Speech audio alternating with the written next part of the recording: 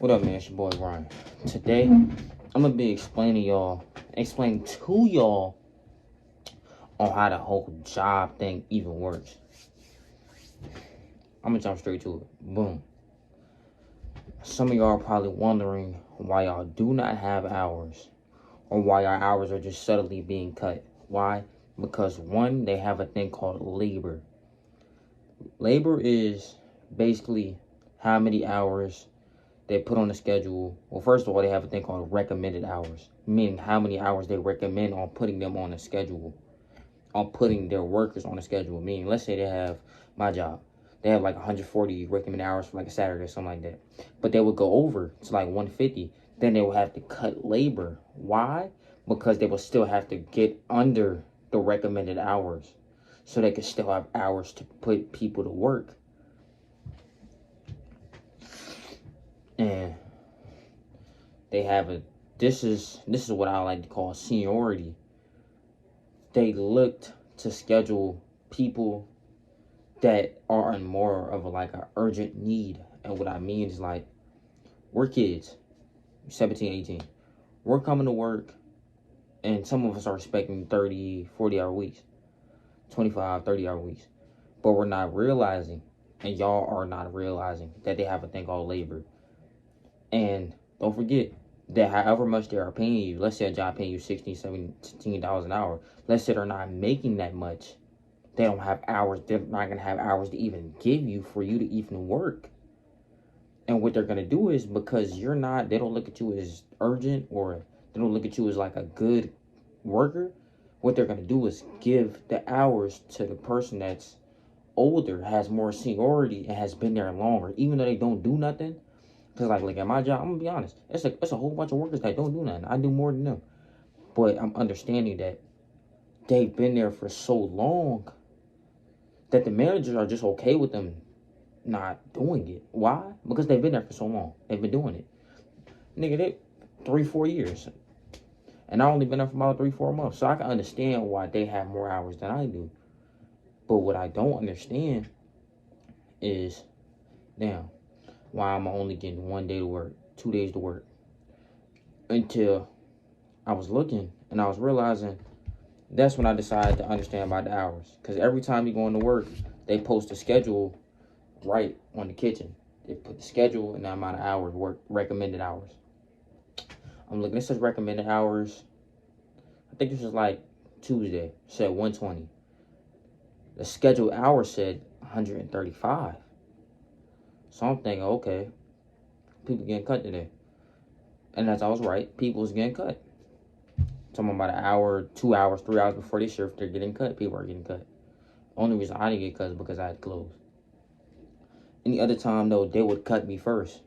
They're always going to cut me first. Why? Because I am the youngest. And back to what I said, urgent need.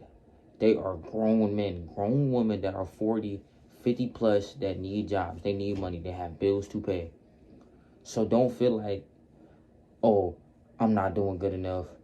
Oh, I'm just not fitting in with this crew. That doesn't mean that. It just means at the moment they're not looking at you as an urgent need. Like I said, they're looking at them as like I just said, they have bills to pay, stuff to do. So yeah. So what I recommend you doing is getting another job. Why? Because let's say they even working you 1 day. That's cool. Another job ain't gonna just work you 1 day. They might. What's the slim chance? So let's say you want with another job. Go in with a job that pays you less but works you more. And I'm about to put you on game. Mind you, I've worked at least 5 jobs. I worked at Five Guys, Cracker Barrel, Dollar Tree, Buffalo Wild Wings, Wendy's. I worked like 5 jobs, bro. I literally know everything. It's impossible. I've been on to just so much things when it comes to job and me working that it's retarded. You know what I'm saying? And I'm dead. I'm not lying. Like, you can look it up yourself. If you not believe in me, trust me, you can go look it up on the internet. They're probably gonna tell you the exact same thing, if not more. They're gonna give you a Google definition. I'm giving you an experienced definition, which is 2 different things. Google definitions was going to tell you when they have the highest views on a website or highest click on rate on a website. They're going to give you that information right there because it's the one that's has the most views or most reviews or whatever. It's going to pop up first. Okay, so like I was saying, it's certain days where when you go into work, they might even tell you not to come in. Why? Because like I just said, hours. I've been working for 1 day in 3 weeks. And this week I just started getting like 32 hours. Straight closing shifts. But I wasn't complaining. Why? Because I was making money. I'm making money now. You know what I'm saying? Today I worked Monday, Tuesday, Thursday. And then I work 12 to 8 on Sunday. The thing is, if you want to work a lot of hours, that's cool. But if you're begging your job for hours, and they're going to give you hours. If you beg them for hours, that's either they're going to give you a shit ton of hours, and if you call out, they're going to fire you, or you're not going to get no fucking hours. Bro, I called out maybe like twice because my knee was dead ass killing me. My shit was swollen like a bitch. My knee was like, bro, like this fucking, why? Like, my shit was fat as a bitch. Bro, it was nothing I could have done. But yeah, bro, but you have to understand, when you go to a job, first of all, oh my God, I didn't tell y'all this. Alright, so when you go to a job interview, the first thing you should even tell them, okay, so look, they'll walk up to you, you always stand up and just shake their hand. Sign of respect, sign of, I'm happy to be here. When you shake their hand, stand up, that's letting them know, oh, he's not playing. He really won this job. He working hard for it. He's showing me that he really won it. He's respecting it. Boom.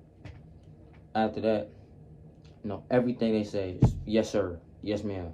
Not no yes, no. Just yes, sir, yes, ma'am. Why? Because that'll put a little bit more advantage because you're so respectful towards them. So yeah, yes, sir, yes, ma'am. I don't care if she be like, hey, you like playing sports? Yes, ma'am, yes, sir. Don't even matter. And at the end of the interview, ask them questions. Oh, what's your busiest hours today? What's, I don't know, what's your favorite thing you like about this job? What's something you wish would change about the way you working or how the environment is? What's the best thing about the job? Like, just ask them questions. When you ask them questions, it'll make them feel as if like you really want to be at the job. I promise, it's not gonna work every time because every manager is different. Every manager is looking for a different response from a different person. I'm telling you, when you go for a job, they're not gonna get you. They're not gonna pick you up just because you're respectful. First of all, you have to have somewhat of an experience. So if you don't have no experience, my nigga, I recommend you get a job like fast food, McDonald's, Wendy's. Some just fast food, bro. Somewhere they're gonna hire you. Chick-fil-A, somewhere just gonna hire you.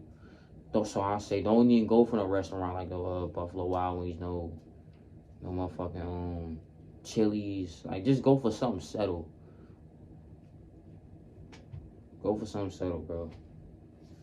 Mind you, this is all off of experience. I would never tell you something that I don't believe that I haven't went through. None of that, because I already went through it.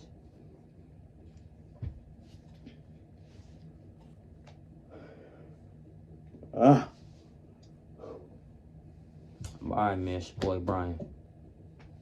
Tap in.